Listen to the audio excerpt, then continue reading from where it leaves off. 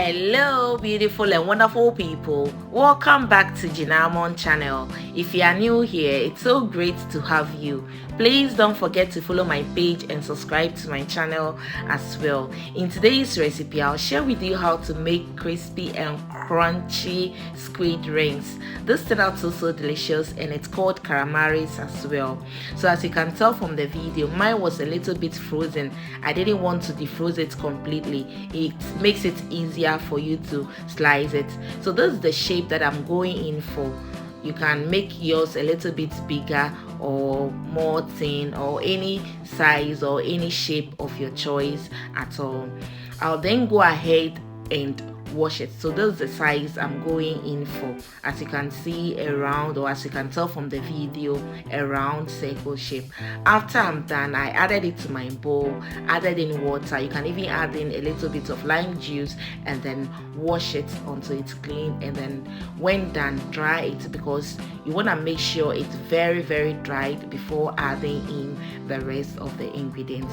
As you can tell from the video, I make sure it's dry, so I clean it with a tissue, make sure everything is dry before adding in the flour on top. So to the flour, I added in chili powder, garlic powder, chicken seasoning, onion powder, salt, cornstarch, and a little bit of salt. I added in black pepper as well. So I'll mix this together till well combined, and then pour it on top of the calamares. When doing this, please make sure it's dried before adding in the flour. So I'll coat it well in the flour and then set it aside. I'll leave the exact amount of the ingredients that I used in the comment section or in the description box below. After I set that one aside as well, and then to a different bowl, I added in eggs and then milk. I'll wait or stir this together till well combined, and then set it aside as well. I'll also coat it later in the breadcrumbs. To the breadcrumbs, I added in chopped parsley, fresh chopped parsley. You can use the dried one as well. I'll mix it together till well combined and then set it aside. So once everything is ready, I'll go ahead and preheat my oil. I used panko breadcrumbs. You know that breadcrumbs is very crunchy. That's why I used that. Coating it is easy and simple. Dip it in the egg wash and then the breadcrumbs, and you are good to go. First, the egg wash, because it's already coated in the flour that is already done. Dip it in the egg wash and then the breadcrumbs, and that's it.